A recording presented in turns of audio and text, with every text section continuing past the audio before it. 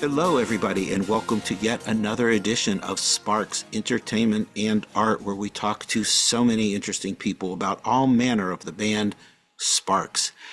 And today, my guest is RUUD SWART, and he is joining us from Holland. And I am really excited to meet RUUD because we've communicated many, many times over the years.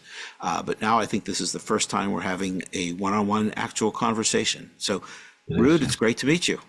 Thank you. Good to be here. Thank you very much. Well, thank you for coming. And as I mentioned, there's two or three things I'm really hoping we can get into. There's lots and lots. We could probably talk for hours, and maybe someday we'll have a chance to do that. Right. But for this show, I want to really, you've mentioned in Facebook on different posts that you're writing a book, Mhm. and I would really love to hear more about that. But let's go back a little bit. And what I'd really like to hear about is how did you discover the band, and how did you become the deep fan that you are? Right. Well, it's more than a little bit, I'm afraid. It's already been 50 years. So I was this 13-year-old guy or boy that saw them on television, really. And I suppose there's not much of a difference with a lot of people that came into Sparks in those days in the mid 70s. I saw them doing This Town Ain't Big Enough for the Both of Us. And I was hooked, and not because of the music only, but I thought they had found a perfect balance in image. In general, I think a large part of Spark's success of Ron Russell is the combination of their image and their music. And well, it seems like it's not much of an image if you if you see them in private circumstances, or you see them doing. I mean, I've had the opportunity to talk to them a couple of times and had a large interview with them as well. And then you see they're very down to earth and very friendly, very open, but not much different than they are when they present themselves on television. No, Well, it's there's a very genuine factor in it in their presentation, I think. yeah, that's interesting because their image is something that's so important to their overall presentation. Ultimately, it's the Right, music, though, and you heard something of in the course. music that spoke to you. Yeah. Hard to explain, really. I mean, I was 13 and I was already into music. There were a lot of bands in those days that I was following, but they just stuck out for some reason. The music was unlike anything else I heard before, and there was no comparison really. People tried, of course. They put them in a glam rock category, which I still want to debate about. I don't think that's entirely accurate, but no, the music was so very different. Even though I didn't even understand most of the words they were singing. Maybe, possibly that was one of the attractions. But it's like I wrote in this book about This Town Big Enough for Both of Us. The moment you realize what you're in, what you're being presented, it's already over. It's so fast. It's like a blitzkrieg, really, Yeah. and it leaves you stunned. And you think, what the hell was that? Yeah, I've actually spent time a few years ago. I spent time on a metro ride timing it, and just Right, and boom, it's literally like 3 minutes three and one minutes. second, Yeah, and exactly. it's so fast, but so much happens in the song. Well, the original version has one more verse, so it might be another 20 seconds, Right. but it's not there. Yeah, but First, when I got excited about the band and about the music and about Rimage, I wanted to find out more about them, obviously, and I started to find out, and I found out that there was a Dutch fan club. It was run by a person called Bart van den Hoge, who's still a fan and who I'm still in contact with. So I became a member of the fan club. A couple of years later, I joined the American fan club. And I've been thinking about it lately. When you asked me to talk about this, I had an uncle. I still have this uncle, luckily, and he was a huge Roy Orbison fan. I'm He sorry. was a huge fan of Roy Orbison. If you Oh know yeah, yeah, Roy yeah. Orbison, yeah. Um, he, and he was a collector. So he collected all these Roy Orbison singles and albums, and that must have rubbed off on me. Because when I realized that, the singles were different sleeves in other countries, I just wanted to have, probably by nature, I'm some kind of a collector, Hmm. so there wasn't a very difficult choice. I started to collect anything really that I could get my hands on from other countries, and that's how the fascination, but especially the collection started.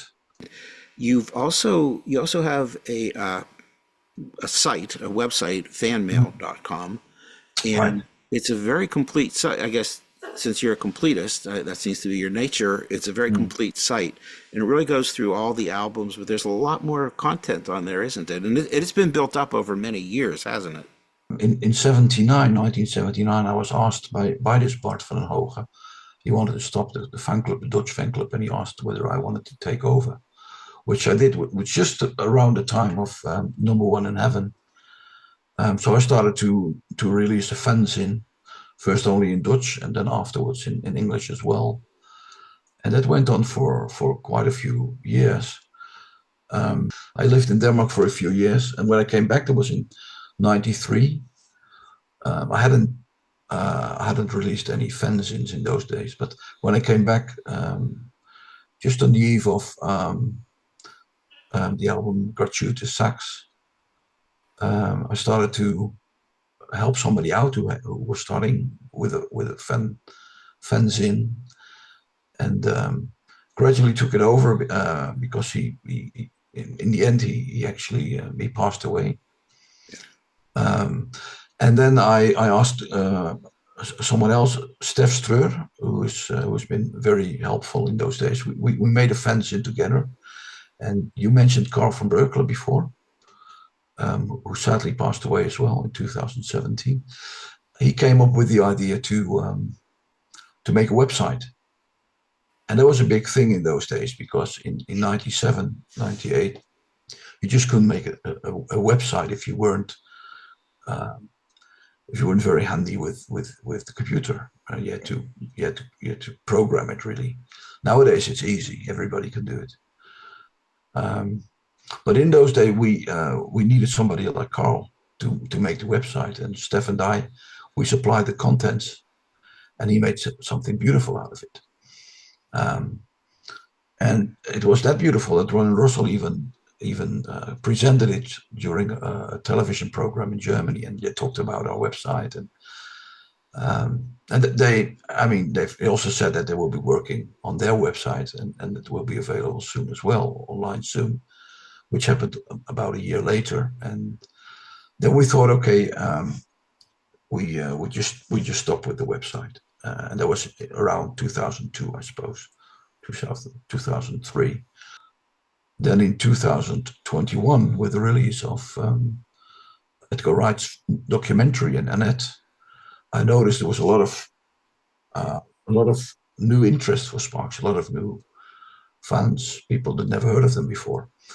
And then I thought, okay, that might be a good moment to relaunch the Fanmail website, and not focusing on news, because news you can get everywhere now Yeah. online. Yeah. So I thought I'd rather focus on the past and on the back catalogs and on vintage articles and reviews and that sort of stuff. It seems you're really going through each album one by one, really providing some background and context to the albums, and that seems to be Yeah, your yeah. focus. Well, there was once the website was online and everything was there. I thought maybe it's a good idea because I've toyed with the idea of writing a book about Sparks before, but it never materialized. Um, I thought maybe just out of hobby really, because I liked it myself. Maybe I should focus on each album. That's what you're referring to, I think, um, and just write chapters about each individual album, and what happened in the. It's a biography, but it's focused on an individual Right. album. Right. And on the music. Right. Right. And so that's what I did. And after chapter 14 was published, all of a sudden I got an email from England, from a British publisher, and they said, well, we've been looking at your website and at this albums project that you've been publishing. And we also noticed that Sparks has become more popular than ever. So we would like you to write about Sparks for us, and we will publish it. And I was honored, obviously, and I thought, yeah, Was sure. that completely out of the blue? Well, it was, yeah. I mean, the articles or the chapters, I prefer to call them chapters about the albums. They were always well received. Generally, people Yeah, they're seemed to great. enjoy it. Yeah. There was information in it that wasn't widely known before. So I like doing that, and I thought, okay, this book will give me the opportunity to share even more details about the music and about the history of Sparks and how it all came about, each individual album. But actually, the book was supposed to be about the songs only. It was supposed to be called, and it is called, Sparks Song by Song, and it is in a series of other artists. There's a lot of other artists that has been Yeah. addressed. From ABBA to Frank Zappa, I think, and Oasis and what have you, Jethro Tull and something. So when I found out about that, I said, this is not going to be interesting for people, because if I'm only going to focus on the songs, then it's just a review. It's just an individual who gives an opinion about a song. So how interesting is that for people? Mm-hmm. And they said, well, but you can only have 80,000 words. So how are you gonna fit it all in? I said, well, I'm not going to do that, because this is not going to be interesting, not for me, but especially not for the people who buy it, because they say, wait a minute, this is just reviews about songs. I can give reviews about songs. We don't need this guy for it. So we had a lot of emails and contacts between the publisher and me, because I said I can only do it if I can include the biography of the band and the songs. I'm more than willing to do the songs, to discuss the songs, to analyze the songs, but I also have to talk about the biography, because I know a lot of things and details that it's not widely known, and I want to include it, and that those things make it interesting for the readers. So it took almost I don't know, half a year before they were convinced that, okay, maybe it's a good idea that they probably also understood that if it was only going to be reviews of singles, it was not a viable project for them. They wouldn't make any money out of it, because I told them the fan community of Sparks is very tight, and once it's out there that it's only going to be reviews about songs, they talk about it and they say, well, don't buy it, it's not interesting enough. Well, you could And take that a step further. I mean, in my view, they're really an album band. The albums are all very right, coherent. They have a feel, a message, and that's exactly, one of the great things about them. Each album stands as its own little piece, yeah, I agree. and they have great singles. That goes without saying, but I never think of them as a singles band. I always think of them Oh, as an album that's a little bit higher, an album focused band. right. Well, singles were there only to put them in, put attention to the albums, obviously, to put them in the limelight.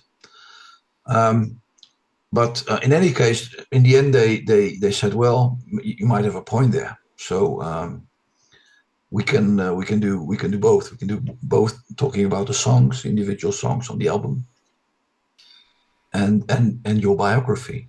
And then I said, well, then I need at least double the wording that you allow me to write about. And so it was originally, it was 60,000 words I could only use. Then they went up to 80,000 words, and now it's going to be 2 times 80,000 words, because there's going to be 2 parts.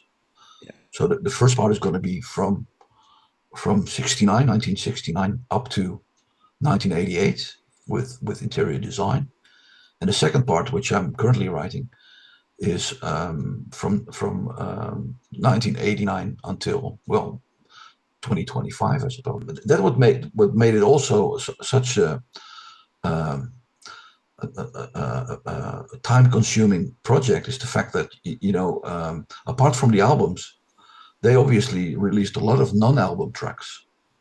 I just finished a chapter 29, I think it is, for the following book, only in which I only talk about the non-album tracks, B-sides and other projects that they did.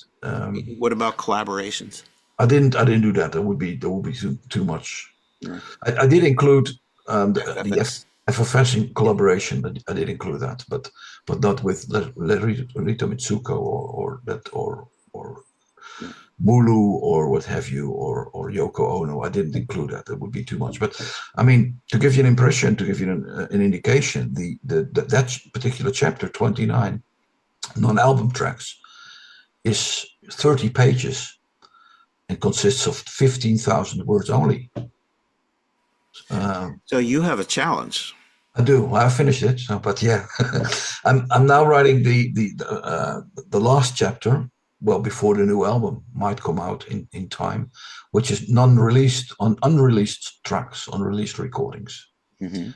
And that is also going to be, I don't know, maybe 10,000 words. Mm-hmm. So there's much more going on. So are you able to edit it down to 160,000 words? Or yeah, I will. Are you going to just tell them, look, here's where it is? The first, no, no, I don't think they will buy that. They're pretty strict. No, but the first part has already been supplied to them, has already been sent in, and that was around 80,000. I think even 79 or something, 79,500, something like that. Good work. Yeah, I did well. But the other one is I'm writing it now, and I calculate in advance each chapter. How many words? How many pages? So I'm around 81 now. So if the album, that's not too bad. But if the new album comes out in time, then I have to leave some space for that, and they will go. They will be taken off from the other chapters, I suppose. That's not bad at all. If you're at 81, yeah. And well, I haven't written them, but I've calculated them. I'm currently working on. What am I working on apart from, because I wanted to break, and I thought, okay, this is going to be the toughest one, the non-album tracks, because there's nothing about, it's not biographical. You're not talking about the history of it. You just address the songs, and while you do that, of course, there's a bit of background story and a bit of history. If you look, for instance, a song like National Crime Awareness Week.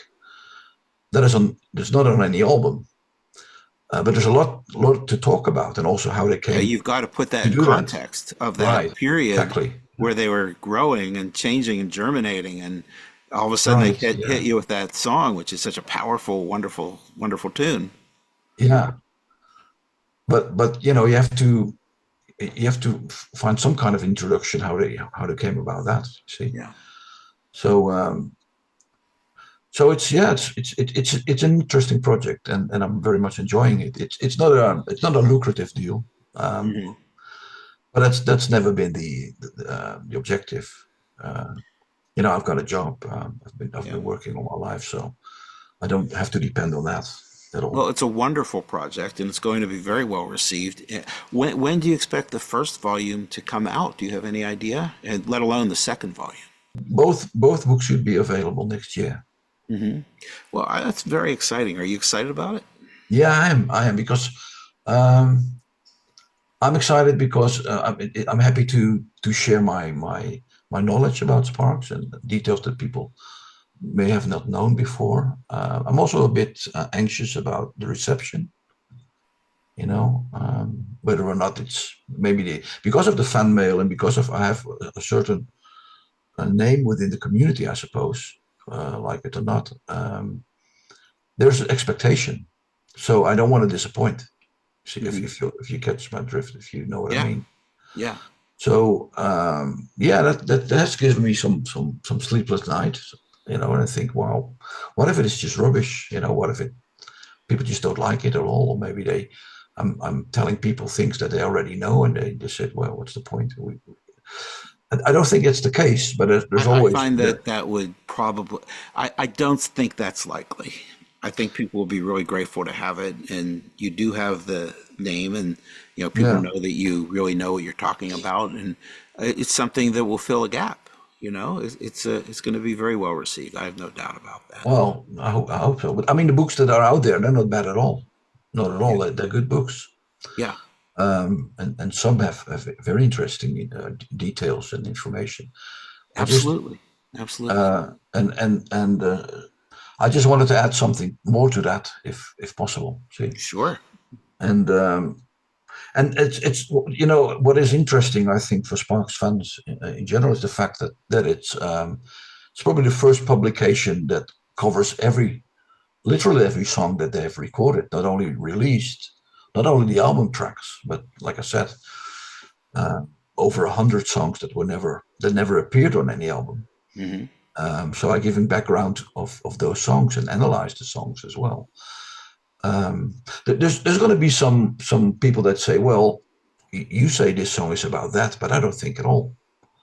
Oh, You I see? guarantee you that. I Yeah, and I don't. guarantee you that. But that's one of the things that's so fascinating to me about Hmm, the band and their fans. exactly. Yeah, Yeah, everybody has a perspective on it, and I think that's not a bad thing at all. I think you'll engender some great debate and discussion.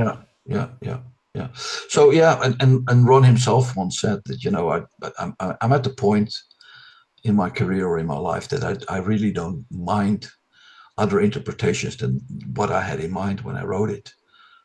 It is important that how people see it, and if they have a totally different interpretation than what I thought it was, then it's fine with me. Yeah, I can accept that as well.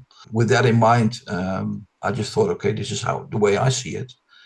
yeah. Uh, and I might be wrong, of course. I'd be happy to be corrected, of course. Well, you're taking a chance, Yeah, because yeah, you're putting yourself out there. Here's what each of these songs means, at least to me. mm, But I think that's what makes it interesting. yeah, yeah.